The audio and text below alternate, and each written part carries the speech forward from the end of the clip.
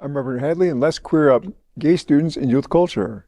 In Texas, LGBTQ students are facing growing hostility as state cracks down on gender discussions.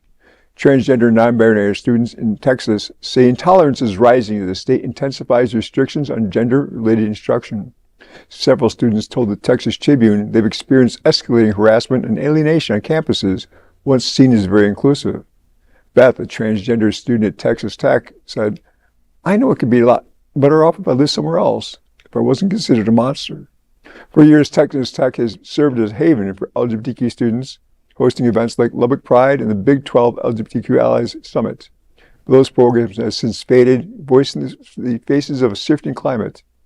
At the University of Texas at Austin, a non-binary and transgender student, Liz Graff, described being physically bumped and socially isolated. Other students echoed similar experiences, describing campuses that have become increasingly more hostile over the past 2 years.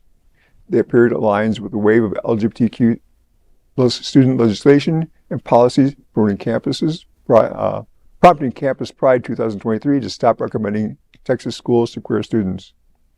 Governor Greg Abbott's order to close LGBTQ student resource centers marked a turning point. Since then, crackdowns have continued, including a recent firing of a Texas A&M professor for discussing gender identity in class. Having spent a lot of time in Dallas, we go to Austin for a sense of normalcy and how Austin becomes a bright center in the star.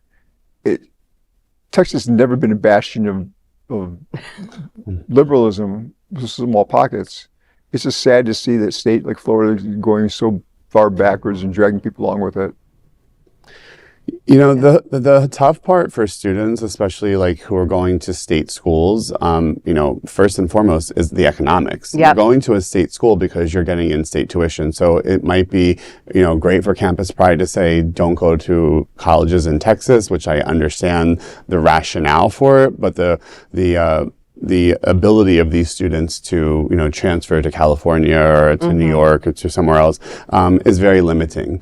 Yeah. So, you know, I want to encourage students and anyone that's facing that is, you know, there are resources that are outside of your college and university that hopefully they can lean on because, again, they're, you know, mandating these things or, you know, any other local organizations to reach out to. And it's, again, it's going backwards. I mean, it's at a time before there were, I mean, I've been out of college for a long time now, but I will say, you know, remembering that was, you know, almost 30 years ago, to remember that we had LGBTQ resources then. Again, I went to school in New Jersey, which is a lot more liberal.